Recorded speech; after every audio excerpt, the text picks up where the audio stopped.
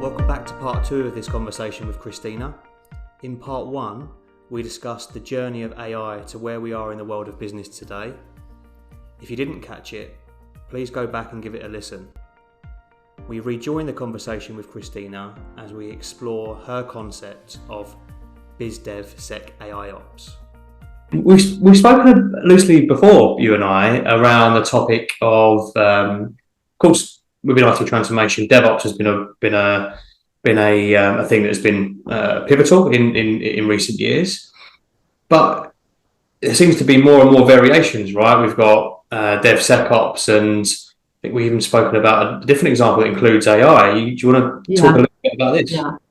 So I think what we have discussed, and this is a term that I would like to coin from my research. I haven't found it anywhere yet, and I hope people will not steal it from me.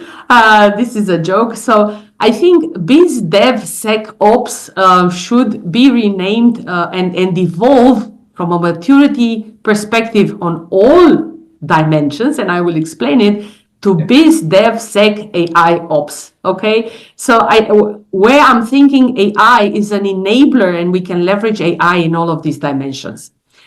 So then, of course, like DevOps enabled by AI, that means development. You can have the AI write the code for you. AI agents, robotic process automation, again, automation, AI.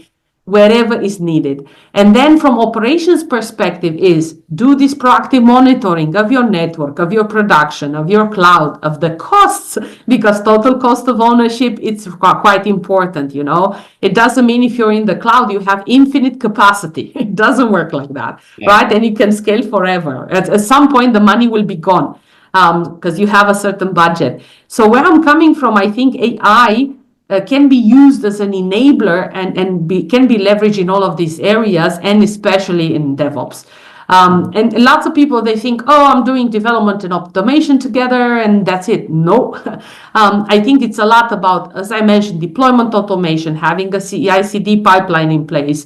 Lots of companies are using SREs, which is a flavor, so more on the technical side. Then it's also about 24/7, also having the right KPIs. You know, are we 99.999 availability? Because if you're working in the finance industry, you gotta be there 99.9999, right? Online gaming, you gotta be there 99.99. And what are the KPIs that we want to look at, right?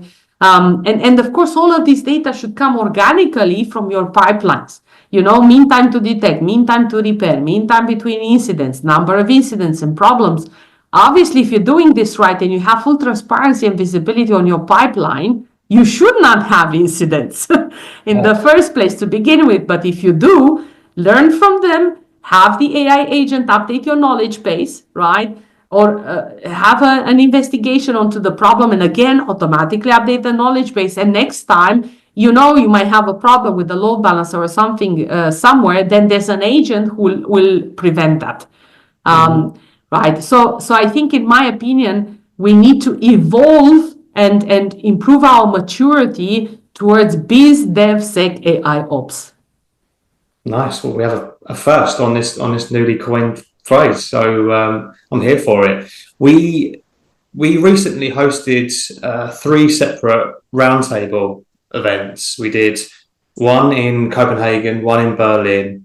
And I was part of the panel that hosted the one at the Steigenberger in Dusseldorf back in October. And the topic of this grouping was driving productivity with leaner teams. Now, let's face it, post-pandemic, organizations, they overhired, right? And a lot of people spent a lot of time maybe trimming a little bit of the fat, and a lot of IT leaders that I talk to now, they feel like they no longer work in IT innovation. They feel like they actually work in accountancy and finance, and their job is balancing the books. It seems more so. But your coined phrase here, right? How can this help businesses to scale these kind of efforts into creating these leaner, more efficient teams? I think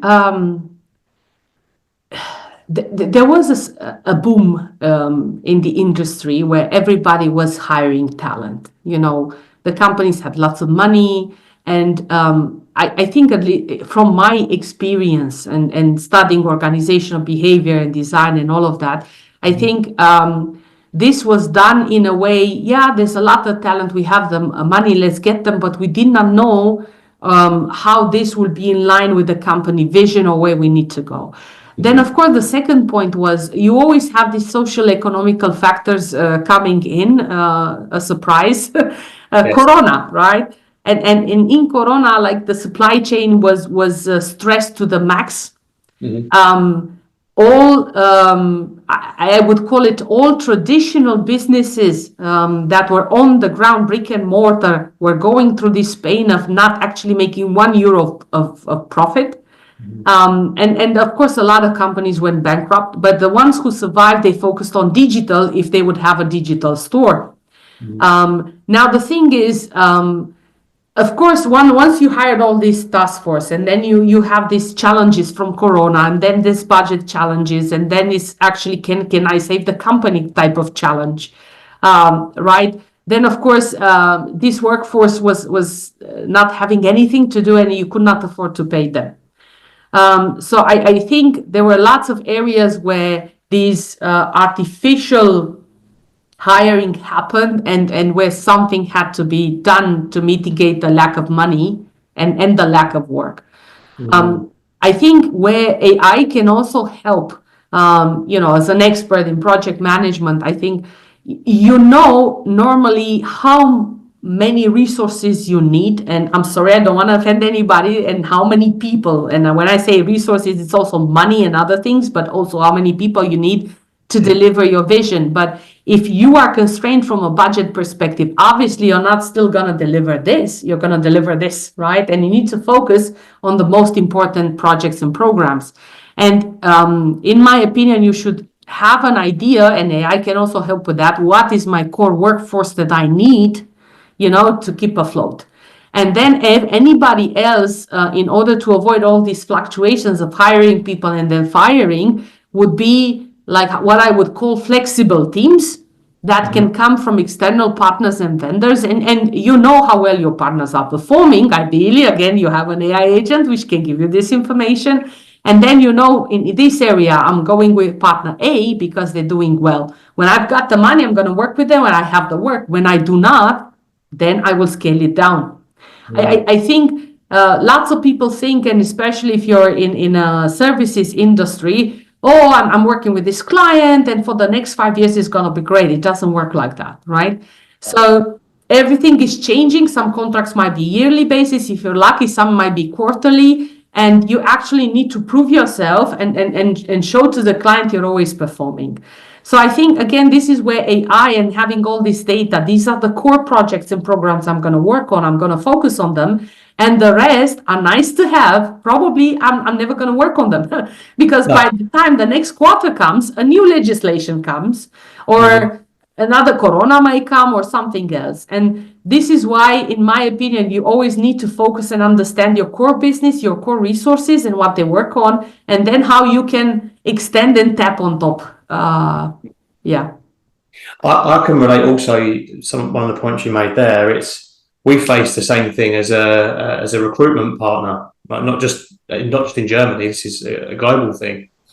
We have to be willing to adapt our own methods and our own willingness to embrace AI, because if we don't do this, our competitors might already be doing so, and then we get left behind, right? So yeah, we are trying to take our own open-mindedness towards this, and like you say, some things you might run with an exercise and it might be great. You might run with another and it might not stick. But yeah, just that willingness to give it a go, I think, is a positive thing.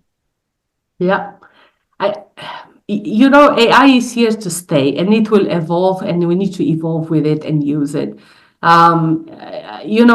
Imagine, like, my nephew, he's 13, he has never seen a phone from 20 years ago. right? Like a normal phone, and he has no clue how to use it and how to operate it.